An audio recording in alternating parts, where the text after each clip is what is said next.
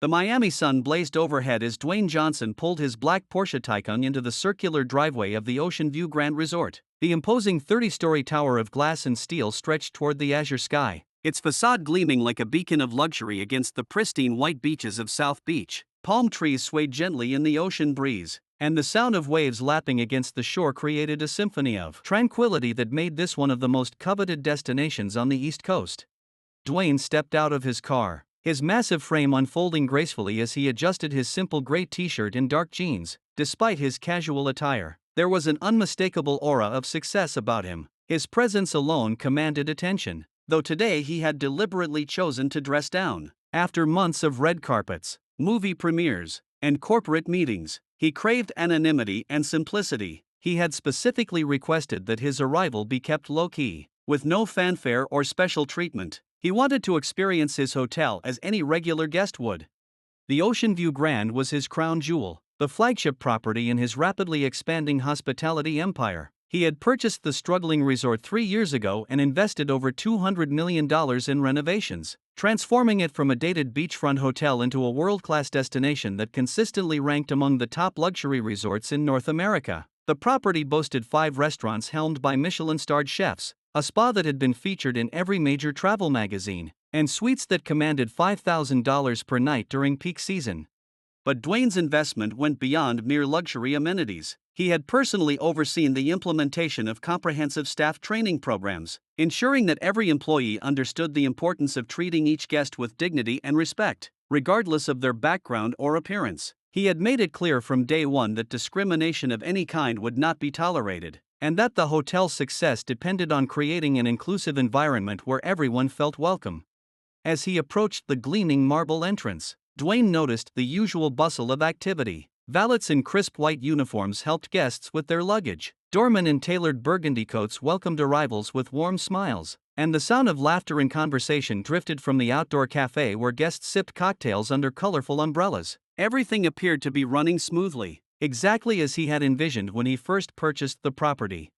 The lobby was a testament to modern elegance, with soaring 30-foot ceilings, a massive chandelier crafted from thousands of crystals, and polished Italian marble floors that reflected the afternoon sunlight streaming through floor-to-ceiling windows. Exotic orchids in tall glass vases added splashes of color throughout the space, while contemporary artwork from renowned artists adorned the walls. The overall effect was one of sophisticated luxury, designed to impress even the most discerning travelers. At the center of it all stood the reception desk, a sweeping curve of rich mahogany and brass that served as the hotel's command center. Behind it, 3 staff members worked diligently, checking in guests and handling various requests with practiced efficiency. Dwayne observed them for a moment, noting their professional demeanor and the way they interacted with the well-dressed clientele who clearly belonged to Miami's elite social circles. However, as he approached the desk, something subtle shifted in the atmosphere. The receptionist, who had been all smiles and warm greetings, suddenly straightened, her expression becoming noticeably cooler as she took in Dwayne's casual appearance. Her eyes swept over his simple clothing and lack of obvious wealth indicators, and her welcoming smile faded into something that bordered on professional tolerance. Madison Clark, according to her name tag, was a woman in her early 30s with perfectly styled blonde hair and makeup that looked like it belonged in a fashion magazine. She had been working at luxury hotels for over a decade and prided herself on her ability to instantly assess a guest's social status and financial worth. In her experience, the ultra-wealthy who frequented establishments like the Ocean View Grand dressed the part, arriving in designer clothing with an entourage of assistants and enough luggage to fill a small apartment. The man standing before her desk, while admittedly handsome and well-built, looked more like someone who belonged at a mid-range chain hotel rather than a 5-star resort. His clothing was unremarkable. He carried only a small duffel bag, and he had arrived alone without the typical fanfare she associated with VIP guests. In her mind, he was either lost, confused about the hotel's pricing structure, or perhaps trying to scam his way into accommodations he couldn't afford. "Can I help you?" Madison asked, her tone carrying just enough politeness to avoid being overtly rude while making it clear that she had already made assumptions about the nature of his visit. "I'd like to check in," Dwayne replied with his characteristic easy smile, placing his driver's license on the marble counter. "I should have a reservation." Madison picked up the license with barely concealed reluctance, as if handling it might somehow diminish her own status. She glanced at the name and then at Dwayne, her expression revealing nothing but professional skepticism. To her, he was just another person trying to gain access to a world where he didn't belong. "I'm sorry, but I don't see any reservation under this name," she said after a cursory glance at her computer screen, her fingers barely touching the keyboard in what could hardly be called a thorough search. "Perhaps you're thinking of a different hotel? There are several more affordable options just a few blocks away that might be more suitable for your needs." The suggestion hung in the air like a challenge, her implication clear. She was politely but firmly suggesting that he couldn't afford to stay at the Ocean View Grand and should look elsewhere for accommodations. Her colleagues at the desk exchanged subtle glances, silently communicating their agreement with her assessment of the situation. Dwayne's smile never wavered, though something flickered behind his eyes. He had faced discrimination before, in various forms throughout his life and career, but it never ceased to amaze him how quickly people made judgments based on appearances. He could have immediately revealed his identity and watched as the staff scrambled to make amends, but he was curious to see how far this would go. This was, after all, supposed to be his hotel, operating according to the principles and values he had personally established. "I'm quite sure I made a reservation here," he said calmly, his voice carrying the quiet confidence of someone accustomed to being taken seriously. "Perhaps you could check again? Maybe under a different spelling or confirmation number?" Madison sighed audibly, making no effort to hide her annoyance at having to spend more time on what she clearly considered a futile exercise. She typed something into her computer with exaggerated reluctance, her acrylic nails clicking against the keys in a staccato rhythm that somehow conveyed her irritation.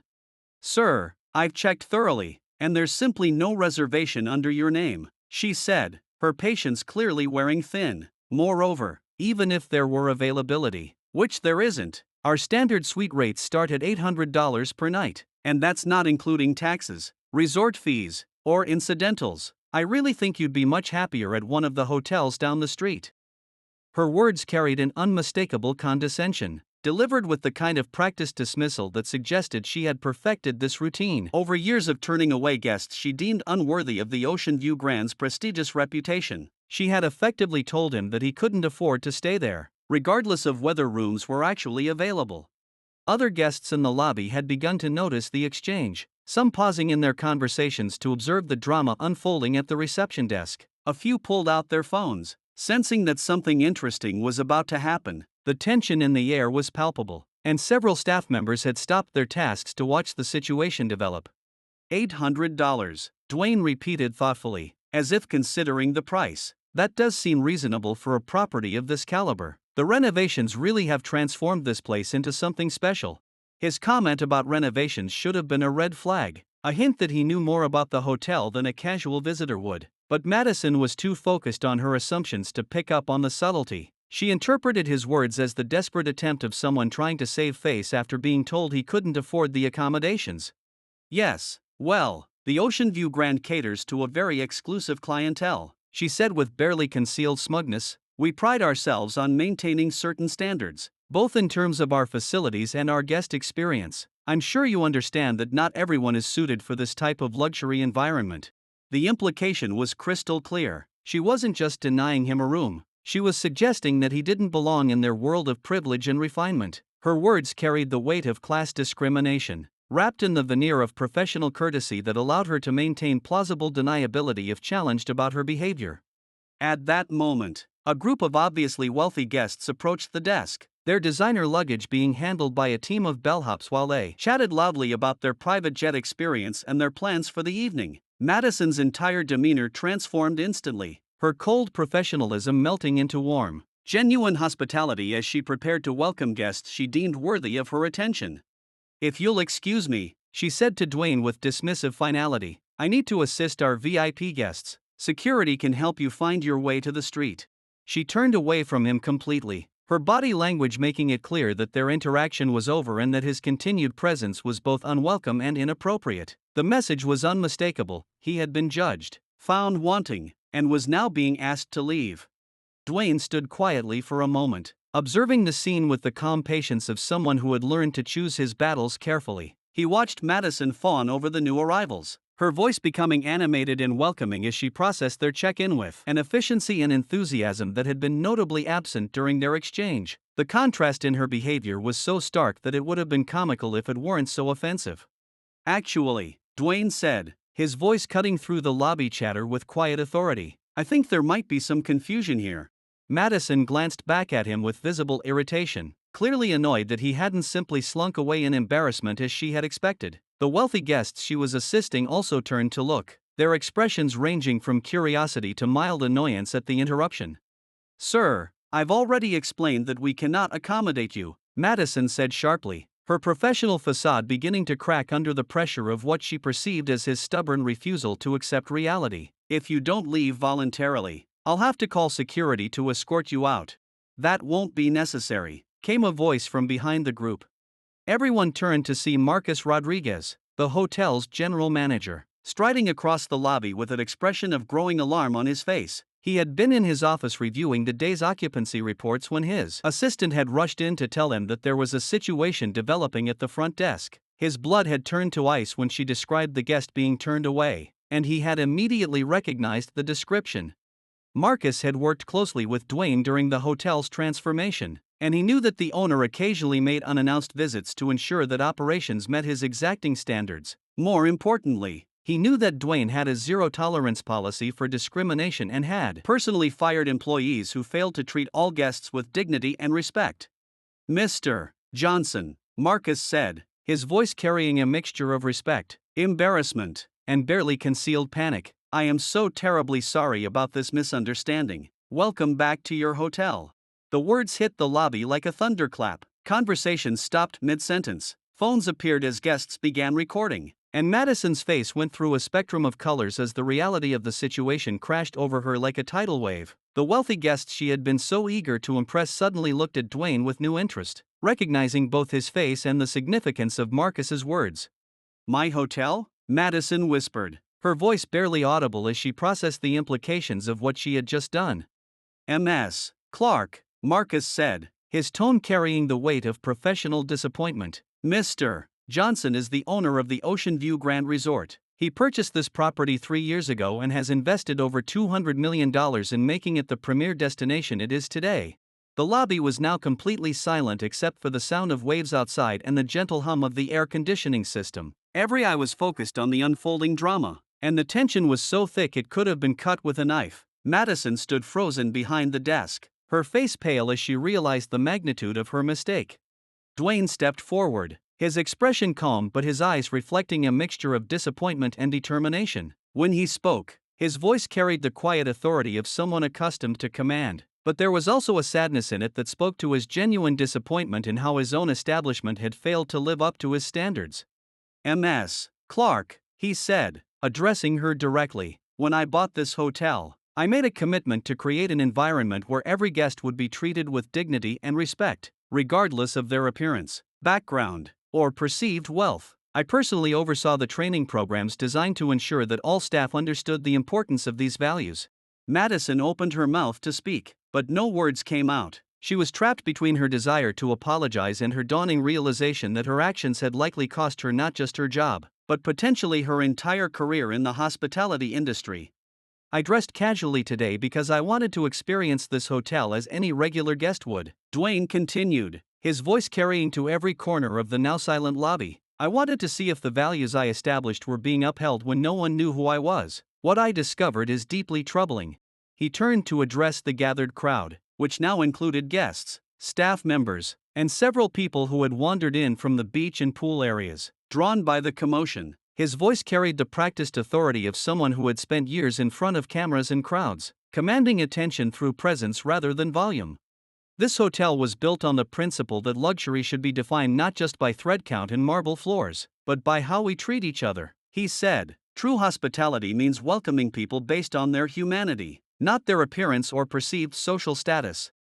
The crowd listened in rapt attention, many still recording the impromptu speech that was already being shared across social media platforms. Within minutes, videos of the confrontation would be trending on Twitter, Instagram, and TikTok, spreading the story far beyond the confines of the Miami Beach resort.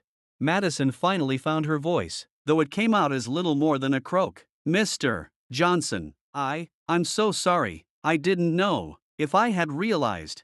But that's exactly the point, Dwayne interrupted gently. Your behavior shouldn't change based on who you think someone is or how much money you believe they have. Every person who walks through these doors deserves to be treated with the same courtesy and respect.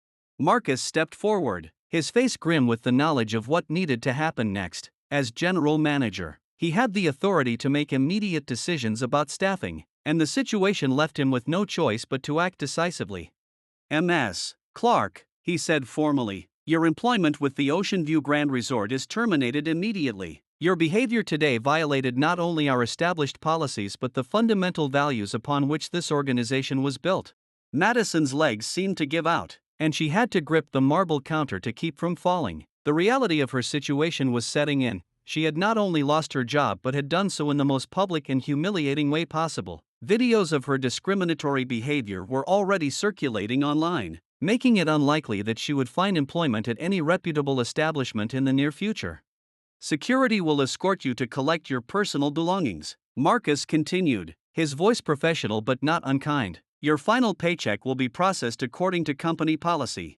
As if summoned by his words, 2 security officers appeared at Madison's side, their presence gentle but firm as they prepared to accompany her to the employee areas. She looked around the lobby one last time, her eyes meeting those of her former colleagues who watched with a mixture of sympathy and relief that they weren't in her position.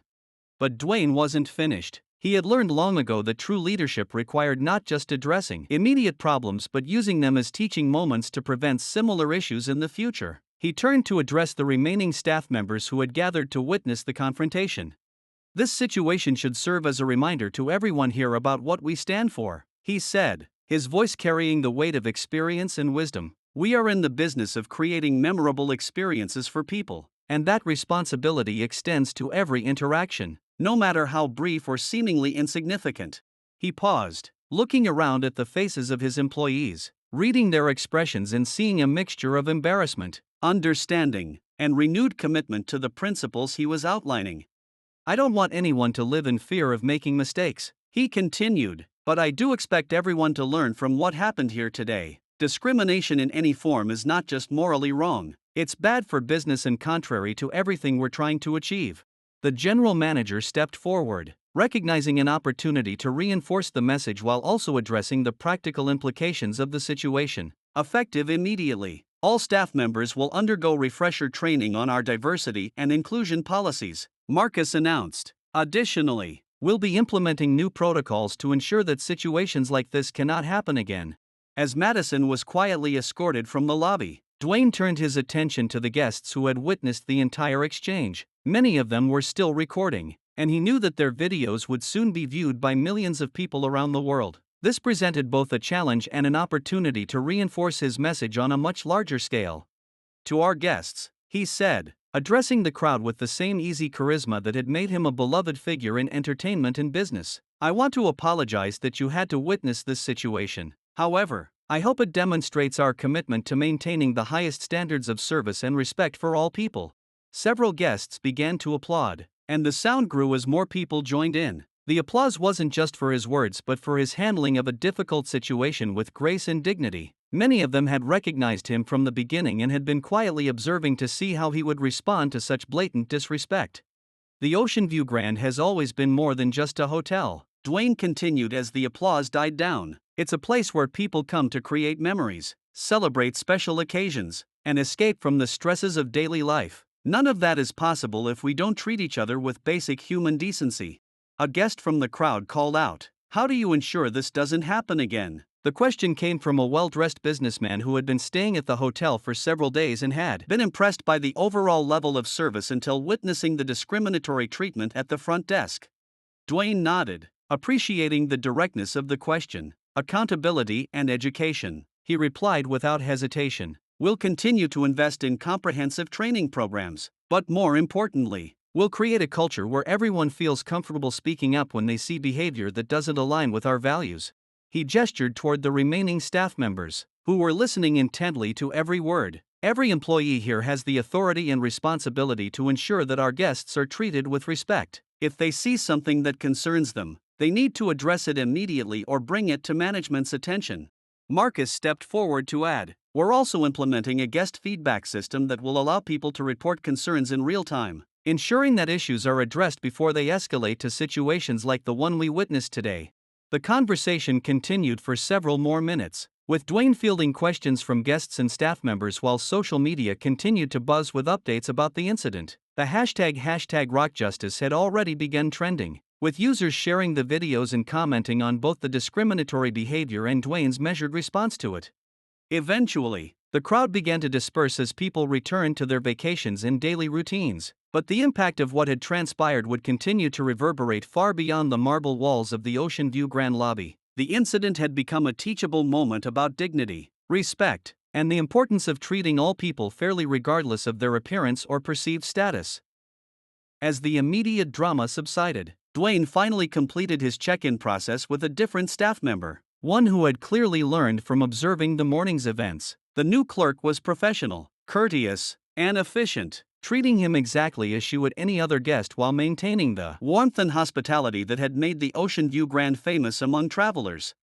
Later that evening, as Dwayne stood on the balcony of his oceanfront suite watching the sun set over the Atlantic, he reflected on the day's events. The incident had been unfortunate, but it had also provided an opportunity to reinforce the values that were fundamental to his vision for the hotel industry. He had built his business empire on the principle that success comes not just from providing luxury amenities but from creating environments where all people feel valued and respected.